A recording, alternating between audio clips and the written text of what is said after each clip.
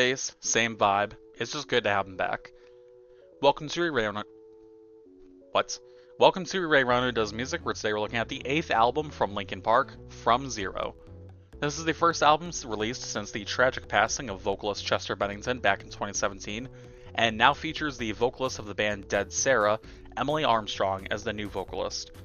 This album is largely a return to form for the band in comparison to the previous album One More Light, and features a lot of sounds more reminiscent of their sound back during A Thousand Suns or even the Hunting Party albums, with the occasional hints of even classic Hybrid Theory vibes. On a slightly personal note and amidst a critical review, I think that too many people get hung up on the idea of Emily quote-unquote replacing Chester, for lack of a better term, in a very big way, and they skip over any actual quality that the album might have.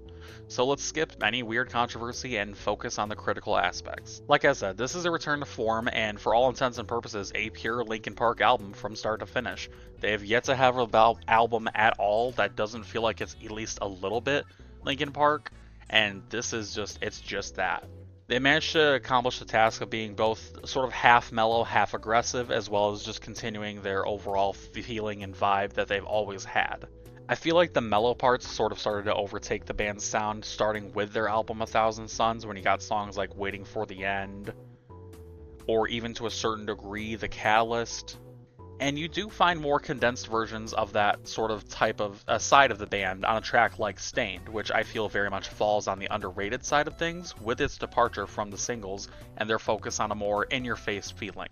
Emily and Mike Shinoda come together a few times on the album for straight up 50-50s here, but I especially like the split here on this song, with the new vocal rep taking over on the chorus after Mike lays a lot of the groundwork out on the verses beforehand. The song's overall message is talking about how you can't erase what you've done or the blood that's stained on your teeth, as the lyrics note, with a lot of Macbeth inspiration all over the verses. Switching from mellow to the more commonplace expected power plays is one of the lead singles, Heavy as the Crown, another track that has Shakespearean inspiration, that being lyrical nods and the title itself put up against Henry IV. The song feels very much like a 50-50 between figurative purpose and genuine reactions to being one of the new faces of the band, for lack of a better term, once again, replacing Chester and taking his spot, as some people would blatantly put it. There are some neat little references laid all throughout the track, such as try to hold it in but it keeps bleeding out, and this song feels especially like a tribute to the legacy of the band thus far, while also being a clear sign of the future ahead. The lyrical references aren't the only thing that feels like a callback either, with Emily belting out a scream that comes up just short of the legendary scream from Faint by the band, feeling like a very blatant callback to say the least, and one that not only sounds good, but is communicated wonderfully in terms of the actual musical quality and themes here on the album. Another harsh track, and one that has confrontational energy seeping from seemingly every crack, is Two-Faced. This song is all about betrayal and deceit, and feels like it could have sat comfortably on Hybrid Theory in respect to its place of dedication to the band's past, specifically similar to the song One Step Closer in that regard. Emily is a powerhouse on this track, of course, but it's Mike Shinoda who takes the headline position with powerful lyrics and undeniable presence that truly shows that he's just as capable of being the frontman as he has always been and should be regarded as. There is a satisfying punch with the line, "Your truth's not rigid, your rules aren't fair, the dark's too vivid, the light's not there," and it feels just as natural and satisfying as any other fuck you-esque song. There's also plenty to talk about in terms of the new drummer, Colin Britton, showing off in a big way as another new addition to the band. Johan is, of course, leading up all the scratches and little notes here and there that make the band feel oh so complete. Dave Phoenix Farrell is, of course, a fucking juggernaut on the bass.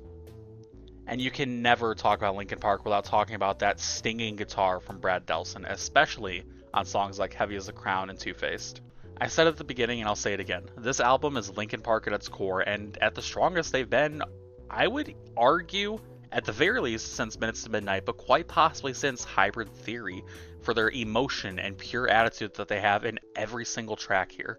From the more measured approach in songs like Stained or Over Each Other to the songs begging for an electric crowd like Casualty and Two-Faced, this album accomplishes everything an album from Linkin Park should do.